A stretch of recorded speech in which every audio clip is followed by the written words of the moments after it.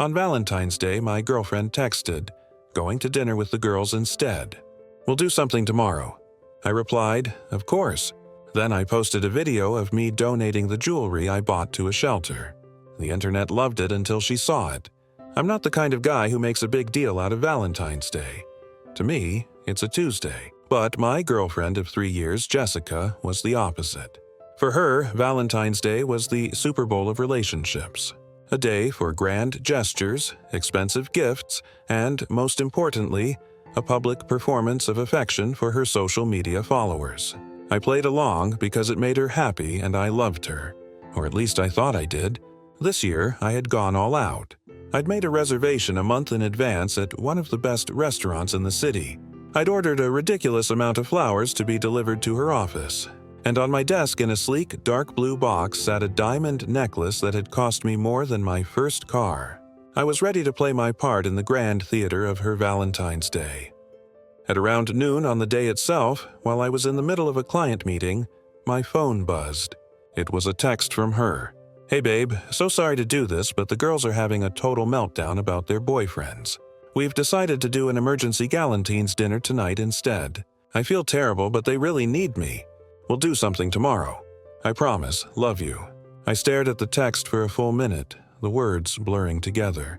It wasn't the cancellation that hit me. It was the casual, almost breezy way she did it. The complete disregard for my time, for the plans I had made, the assumption that I would just be there tomorrow, waiting patiently, and the phrase emergency Galentine's dinner. I knew her friends. The only emergency they ever had was a sale at their favorite boutique. I'm a patient man. I'm a financial analyst. My entire life is about observing patterns, and I had been observing a pattern with Jessica for months.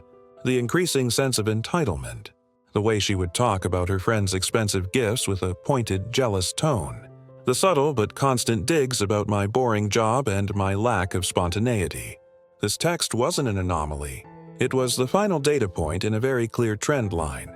I typed back a simple 2-word reply. Of course, then I put my phone down, excused myself from my meeting, and walked back to my office. I sat at my desk and looked at the blue jewelry box. $5,000 of compressed carbon meant to be a symbol of my affection for a woman who had just traded it for a gossip session with her friends. A profound sense of clarity washed over me. The relationship wasn't just failing. It was a bad investment, and it was time to cut my losses. But I wasn't just going to walk away. She had made a public spectacle of her disregard for me. I was going to make a public spectacle of my newfound freedom. And I was going to use her own weapon, the court of public opinion, to do it. Update 1. The first part of my plan was simple. I called the restaurant and canceled our reservation. I called the florist and had them redirect the flowers not to my home but to the front desk of the nearest children's hospital. Then I took the jewelry box and left my office for the day. My destination was a place called The Haven, a well-known and highly respected women's shelter on the other side of town. It was a place for women and their children who were escaping abusive situations. A place that ran on donations and goodwill. I walked in and asked to speak to the director, a kind-faced, non-nonsense woman in her 60s named Margaret. I introduced myself and explained why I was there. I told her I had a Valentine's Day gift that was no longer needed by its intended recipient and that I wanted to donate it to the shelter. I told her they could use it however they saw fit, raffle it off at their next fundraiser, give it to a woman who was starting a new life with nothing. Margaret was taken aback. She opened the box, her eyes widening at the sight of the necklace. "This is incredibly generous," she stammered. "Are you sure?"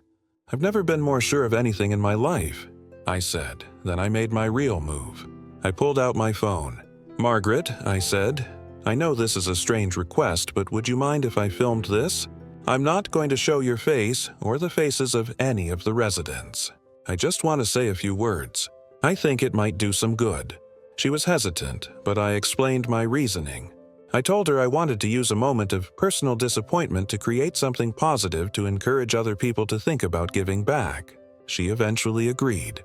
I set up my phone on a small table framing the shot so it was just me, Margaret's hands holding the open jewelry box and the shelter's logo on the wall behind me. Then I hit record. I kept it short, simple, and sincere. I didn't mention Jessica by name. I didn't talk about being dumped. I just told the truth, framed in the best possible light. "Hi everyone," I began. "My name is Alex. Today is Valentine's Day, and like a lot of people, I had plans. I bought these flowers and this necklace for someone I care about very much. But life happens and plans change. And I was left with a choice. I could be sad, or I could try to turn this into something good." I gestured to the necklace. "This was supposed to be a symbol of love for one person, but now it's going to be a symbol of hope for many. I'm here at The Haven, a wonderful organization that helps women and children get back on their feet. I'm donating this to them in the hopes that it can help them continue their incredible work." I looked directly into the camera. "So, if your Valentine's Day didn't go as planned today, I just want to say you're not alone. And maybe, just maybe, the best way to heal a broken heart is to help someone else mend theirs. Happy Valentine's Day, everyone." I stopped recording, thanked Margaret for her time, and left. I drove home, edited the video slightly to add the shelter's website and donation link, and then I posted it, not on my personal page, but on a popular local news and events page on Facebook and on Twitter with a few relevant hashtags: Yichirgid Valentine's Day, Pay It Forward, and the name of our city. Then I turned off my phone, poured myself a glass of whiskey, and waited for the internet to do its work. It didn't take long. By the time I woke up the next morning, the video had exploded. It had been shared thousands of times. The local news page had made it their top story. My face was everywhere. The comments were a tidal wave of positive reinforcement. "This is what a real man looks like. Someone's ex is crying in a corner right now. What a huge mistake she made. I just donated to The Haven in your name, Alex. Thank you for the inspiration." The story had a hero. Me, a villain, the anonymous heartless ex, and a good cause. It was perfect viral catnip. By mid-morning, my phone was ringing off the hook with calls from local news stations wanting to do a story on the Valentine's Day angel. I politely declined all of them, saying I didn't want the attention. This, of course, only made me look more humble and heroic. The first contact from Jessica came around noon. It was a single baffled text. "My phone is blowing up. What did you do?" I didn't reply. An hour later, she called. I let it go to voicemail. The message she left was a masterpiece of cognitive dissonance. She was confused, angry, and utterly unable to process the fact that I had done something so significant without her permission. "Alex, what the hell is going on?" she said, her voice tight with suppressed rage. "My mom just called me asking if we broke up. That video is everywhere. You donated my necklace. The one you bought for me. You had no right. Call me back right now." Her necklace, the one she had never seen, never touched, never even known about.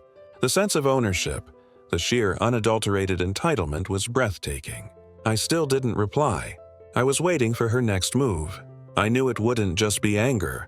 It would be a full-scale public relations war. And I was ready for it. Update 2. The counteroffensive began that afternoon. Jessica, unable to get to me directly, took to the one battlefield she thought she could win on social media.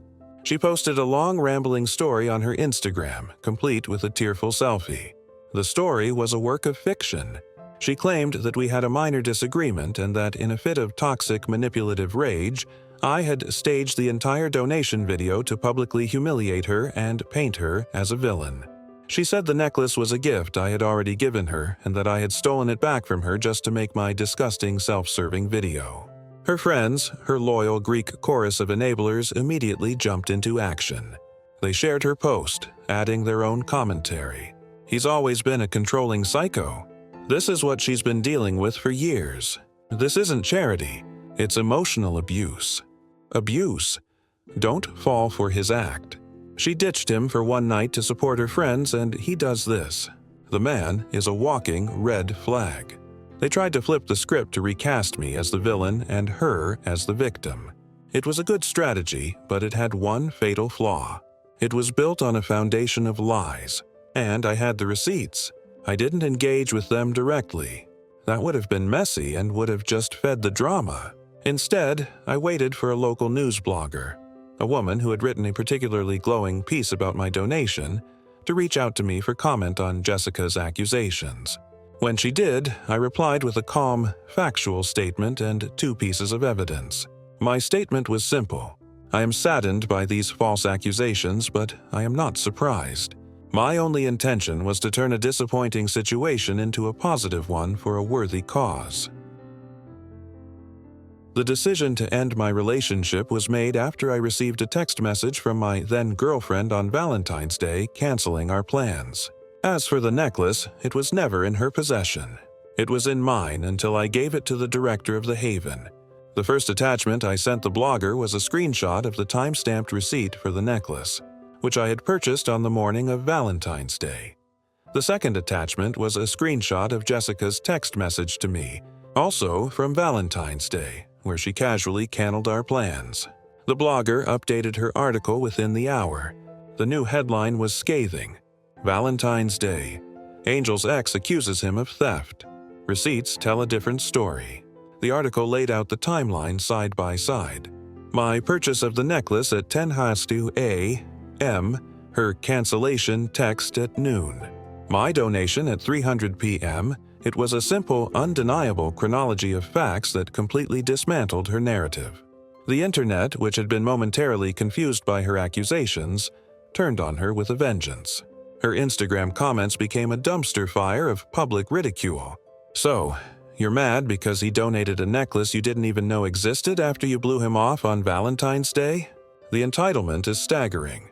Girl, you didn't just fumble the bag, you threw it into a charitable furnace. This is a master class in how to turn yourself into the most hated person in the city in 24 hours. But I wasn't done. I had one more card to play. I had a suspicion that the emergency Galentine's dinner wasn't the full story. Her reaction had been too extreme, her lies too frantic. I hired a private investigator the same day I made the donation. I gave him the names of Jessica's friends and asked him to do one thing: find out where they really were on Valentine's night. It took him less than a day. He got credit card receipts and social media geotags.